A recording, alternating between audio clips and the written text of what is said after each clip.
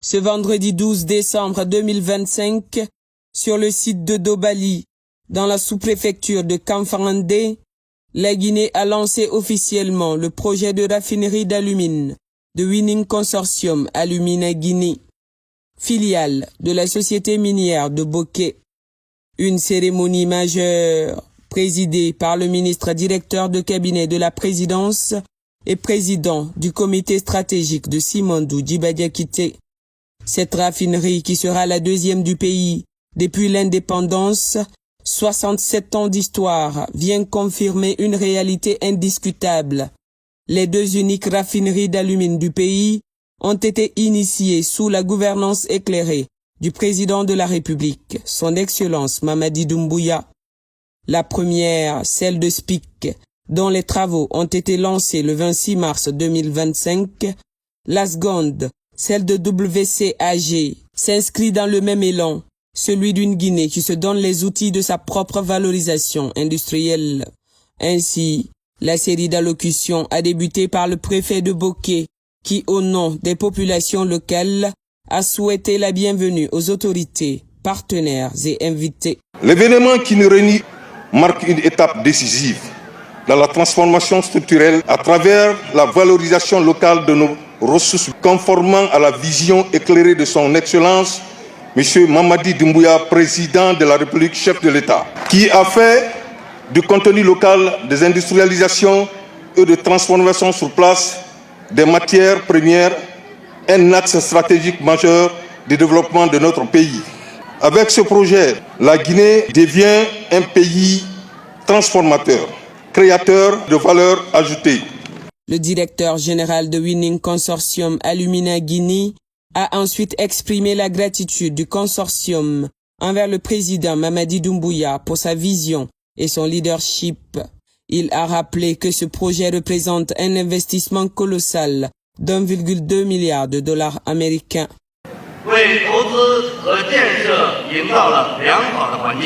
Tout d'abord, nous adressons nos sincères remerciements à son Excellence le Président Mamadi Doumbouya pour son engagement indéfectible et en valeur de l'industrialisation nationale qui a donné une orientation claire et une confiance inébranlable pour l'investissement et le développement. Nous remercions également Monsieur le ministre des Mines, Monsieur Bouna, et l'ensemble du gouvernement pour leur collaboration efficace. Elle utilise des procédés avancés et respectueux de l'environnement qui répondent aux normes internationales. Cette installation améliorera considérablement les capacités de transformation locale en Guinée, favorisera le transfert de technologies et créera des opportunités d'emploi hautement qualifiées, renforçant ainsi la position stratégique de la Guinée dans la chaîne industrielle mondiale de l'aluminium. Nous exprimons notre profonde gratitude à la communauté de Dobali pour sa compréhension et soutien. Winning Consortium reste déterminé à être un partenaire responsable et fiable, partageant les opportunités et les résultats du développement avec la communauté. Le représentant des actionnaires a pris le relais, qualifiant cette raffinerie de projet d'une vie, un tournant majeur ouvrant un nouveau chapitre pour la Guinée industrielle. Avec le lancement de cette raffinerie, nous ouvrons un nouveau chapitre, celui de la transformation locale et de l'augmentation de valeur. Produire à Dobali une alumine issue de nos propres ressources représente un tournant stratégique pour l'économie nationale et pour l'intégration industrielle du secteur. Ce projet transformera en profondeur notre économie par le transfert de compétences et la création d'emplois hautement qualifiés. Après le bond sans précédent de nos exportations de bauxite, nous comptons, avec d'autres entreprises du secteur bien sûr, faire de la Guinée un acteur majeur de la filière de l'aluminium. Je tiens enfin à exprimer ma profonde gratitude au président de la République, Mamadi Doumbouya. Nous le remercions pour sa détermination à vouloir industrialiser notre pays. Nous le remercions pour tous les efforts qui sont consentis par l'ensemble de son gouvernement et par toutes les parties prenantes en Guinée pour la réalisation de ces industries qui vont définitivement nous lancer vers un avenir prospère. et bénéfique pour l'ensemble des Guinéens. Implanté sur 109 hectares, au cœur des gisements de bauxite parmi les plus riches du monde, le projet WCAG repose sur un procédé bailleur de dernière génération intégrant des équipements modernes et performants. Le procédé, reconnu pour sa simplicité, sa faible consommation énergétique et la haute pureté de l'alumine produite, est particulièrement adapté au bauxite à rapport AS élevé. La chaîne de production intégrera notamment les ateliers de matières premières, de dissolution, de décantation, de précipitation, d'évaporation et de calcination, couvrant ainsi l'ensemble du processus de transformation. Ainsi, le ministre des Mines et de la Géologie Bouna Sylla est revenu sur l'importance politique, économique et sociale de cette initiative, symbole d'une Guinée respectée et reconnue sous la gouvernance du président Mamadi Doumbouya. Il a annoncé que la fin des travaux est prévue pour décembre 2028. Ce projet suit celui de SPIC, State Power Investment Corporation, dont les travaux de construction ont démarré le 26 mars 2025 pour une fin des travaux prévus le 31 décembre 2027. Pour rappel, c'est en 1957, c'est-à-dire avant l'indépendance, que les travaux de construction de la première raffinerie d'alumine en terre africaine a démarré à Fria. Cette raffinerie a été inaugurée le 30 avril 1960. C'est pourquoi nous disons sans l'ombre d'aucun doute que son Excellence, Monsieur le Président de la République, Mamadi Doumbouya, est en train d'écrire une nouvelle page de l'histoire économique de notre cher pays, qui ne se limite pas seulement au projet Simandou. C'est la renaissance politique, économique et sociale de notre pays qui est en marche. Depuis l'avènement au pouvoir de son Excellence, Monsieur le Président de la République, d'importantes réformes ont été engagées et mises en œuvre dans le secteur minier. Ces réformes ont fait de la Guinée un grand acteur mondial de l'industrie de la bauxite, de l'alumine et de l'aluminium à cause de son impact sur le marché mondial du métal blanc.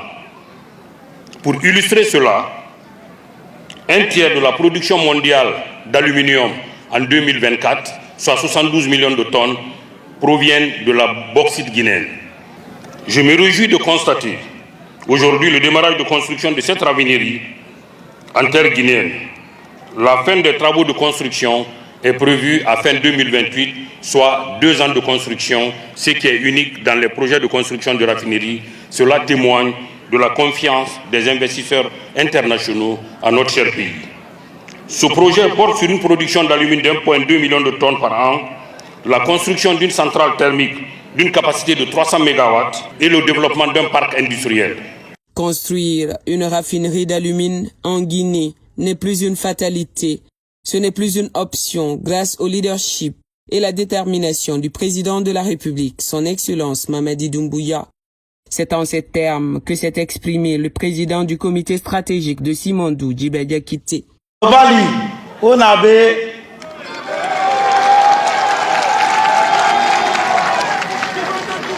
Kamfarande, est-ce que on avait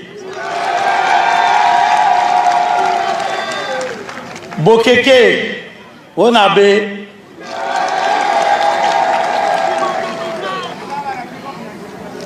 Président Doumbouya Naga, Amoura au Rebou, Guimé Forêt.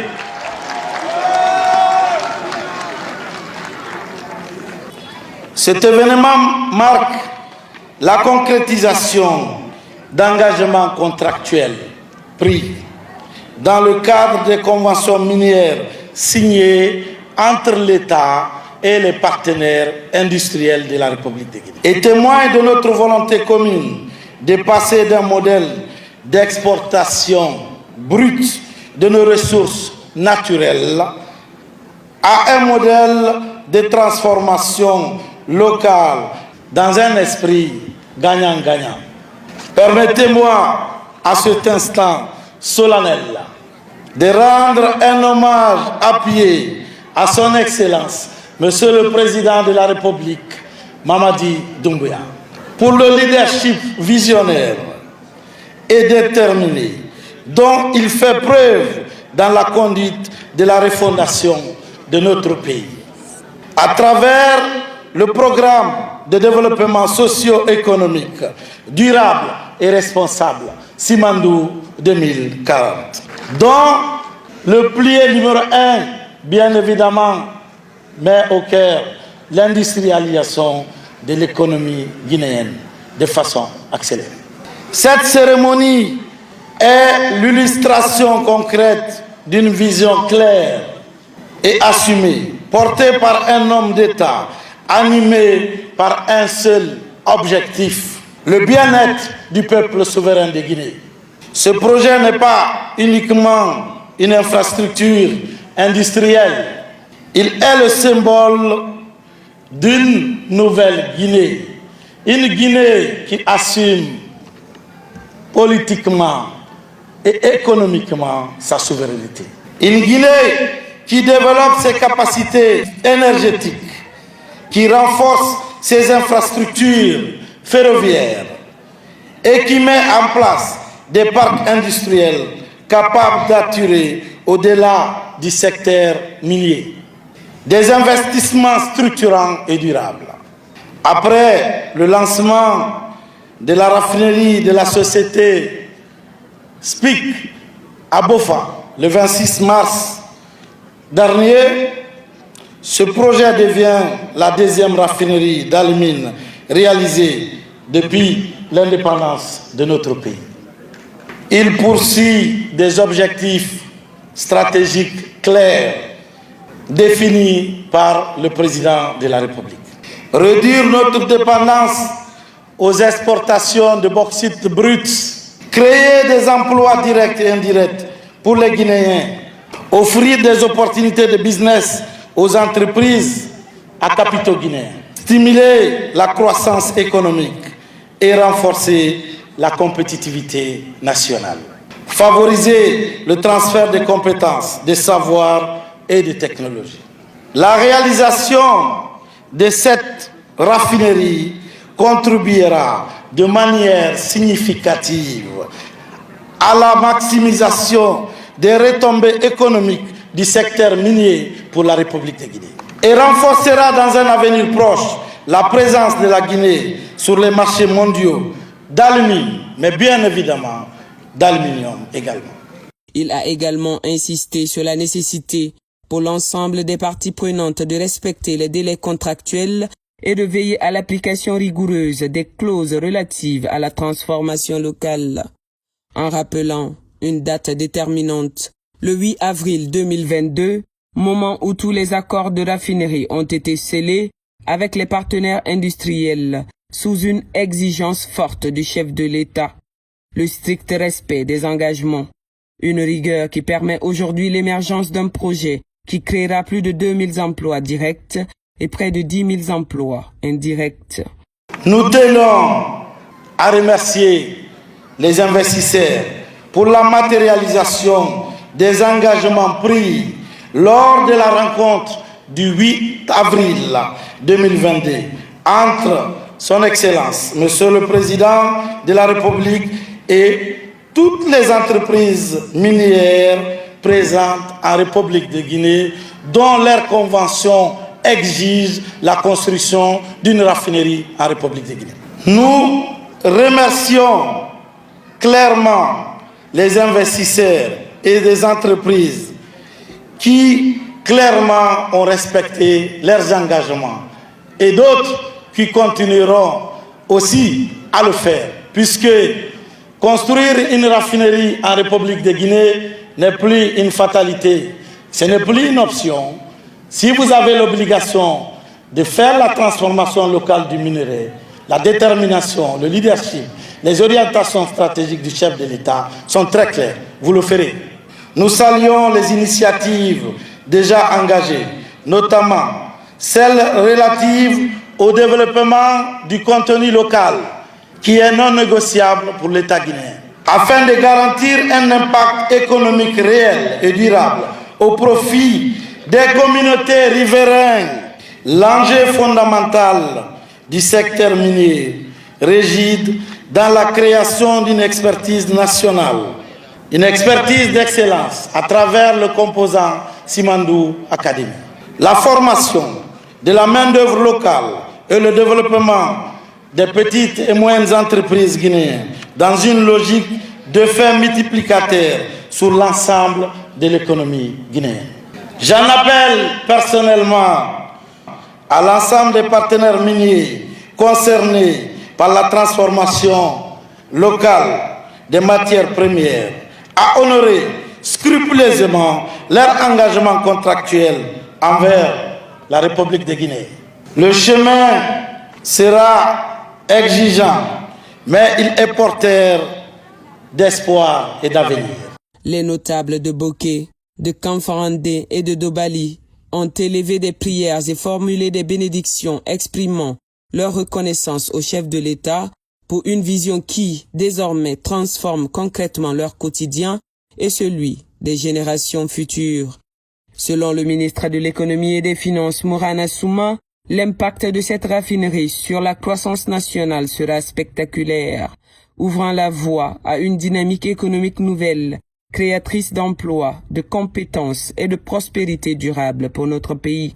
La Guinée est dans une dynamique de transformation. Cette transformation est en droite ligne avec les orientations politiques de M. le Président, selon lesquelles orientations les richesses guinéennes, que ce soit des richesses minières, du sol et du sous-sol, doivent être transformées en Guinée. Cela permettra de développer une chaîne de valeur économique plus importante. Ça augmente le revenu que l'État peut tirer sur la production minière.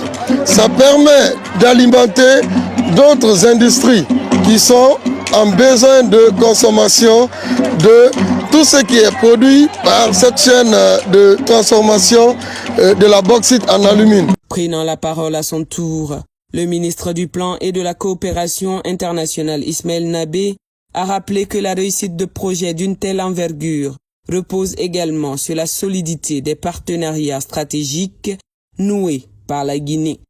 Il a souligné que cette raffinerie illustre parfaitement la nouvelle dynamique de coopération prônée par les autorités, fondée sur la transparence, la responsabilité partagée et la recherche d'un bénéfice mutuel durable. Il faut retenir que ce sont des résultats palpables du programme Simandou 2040. Donc c'est une fierté, c'est un honneur. Il faut retenir que 12 000 emplois directs et indirects vont être créés. Intervenant ensuite, le ministre de la Culture et de l'Artisanat Moussa Moïsilla a mis en lumière l'impact positif qu'aura ce projet sur le patrimoine culturel guinéen, notamment celui de la localité. Il a rappelé que le développement industriel, lorsqu'il est pensé en harmonie avec les communautés, contribue également à la valorisation des identités locales, à la préservation des savoir-faire et au renforcement du tissu social. C'est la preuve que notre pays se porte bien et qu'à sa tête, nous avons un président qui a une vision. Tout ce qui se passe là se passe dans un temps, je dirais, micro-temps. On parle d'une période de moins de 5 ans, au cours de laquelle la Guinée a connu une transformation structurelle assez profonde. C'est la deuxième unité industrielle de ce genre, mais à cela s'ajoute le méga projet Simandou. Et le secteur minier, il a été revitalisé, il a été revu et il a été refaçonné de telle sorte que ce soit un secteur au service du développement de la Guinée, où les intérêts du peuple de Guinée sont prioritairement pris en compte. Et moi, en tant que ministre de la Culture, c'est quelque chose qui m'enchante énormément, parce que la plupart des entreprises minières dans notre pays ont des responsabilités sociétales et qui les imposent un certain nombre d'obligations.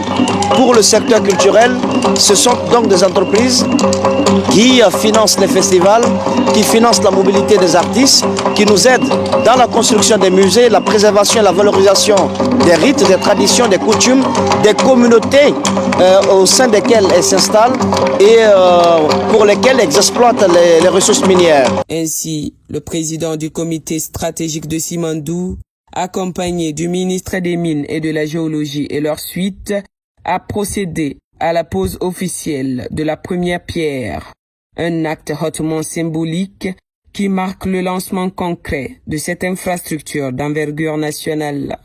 Dans un moment empreint de solennité et de fierté, ils ont ensuite apposé leur empreinte sur le mur des signatures, scellant de manière indélébile leur engagement et la volonté collective d'inscrire ce projet dans l'histoire du développement industriel de la Guinée. Nous suivons sur les deux écrans l'instant pose la première pierre, mesdames et messieurs, pour ceux qui sont installés.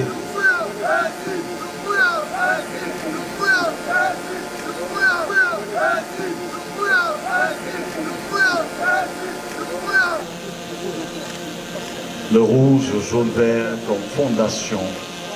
Après la cérémonie, la délégation gouvernementale s'est rendue à Bofa afin d'apprécier de près l'état d'avancement de la raffinerie portée par SPIC. Lancée en mars 2025, les travaux de cette infrastructure stratégique progressent conformément au calendrier pour une livraison annoncée en fin décembre 2027. Cette visite de terrain témoigne de la volonté du gouvernement de suivre rigoureusement chaque étape de ces projets structurants. Depuis le 26 mars, on a terminé totalement la conception pour la raffinerie d'alumine proprement dit et aussi pour la centrale thermique, pour le dépôt de boue rouge, pour le réservoir d'eau et pour aussi le port maritime. Toutes les conceptions, on a terminé. Tout ça, c'est terminé. Tout ça terminé. Et juste à côté de nous, ici, on est en train d'installer les pieux de fondation. Et pas loin d'ici, la base de vie permanente et aussi le bâtiment administratif pour les fonctionnaires du ministère et pour les douaniers, on est en train de travailler. La raffinerie que SPIC s'apprête à ériger s'étendra sur une superficie de 105 hectares, faisant d'elle l'un des projets industriels les plus ambitieux du pays. Dès la phase préparatoire, le gouvernement a veillé à ce que les Guinéens soient au cœur du processus. Plusieurs jeunes bénéficient déjà de bourses de formation spécialisées et ils seront les premiers à intégrer les équipes techniques de la future raffinerie.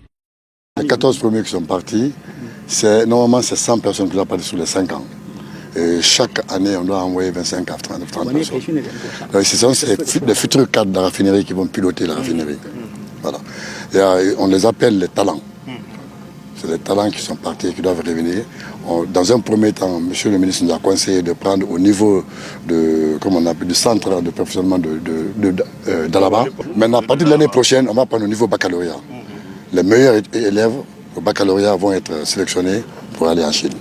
Cette visite fut l'occasion pour le ministre de s'enquérir de l'état d'avancement du chantier, mais aussi d'écouter attentivement les préoccupations et difficultés rencontrées par les partenaires techniques.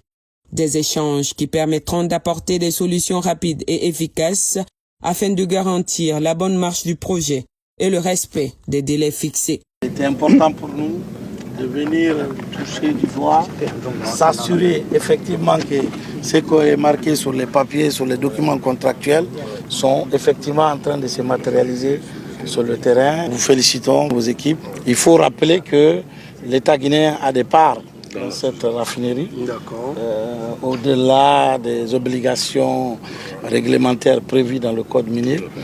Et vous l'aurez aussi compris, les préoccupations du président qui sont au cœur aujourd'hui de sa vision de développement Simandou 2040, c'est le capital humain.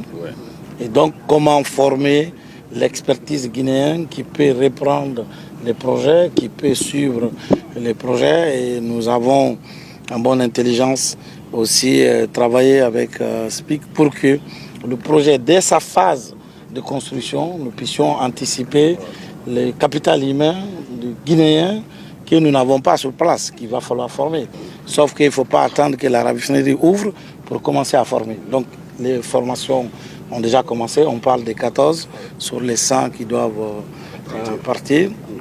Donc à ce stade, nous constatons en tout cas avec satisfaction un projet clairement, ça va avec des défis. Moi, j'appelle ça des challenges. Et donc, ensemble, il n'y a pas de raison que nous n'arrivons pas à faire face.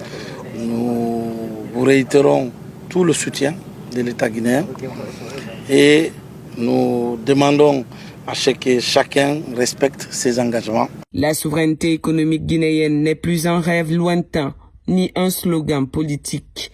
Elle n'est plus en vain mots. Elle est aujourd'hui un ensemble d'actes concrets, posés méthodiquement, projet après projet, infrastructure après infrastructure. Et c'est ici, à Bokeh, au cœur du corridor minier, que cette souveraineté prend une forme visible, mesurable, historique.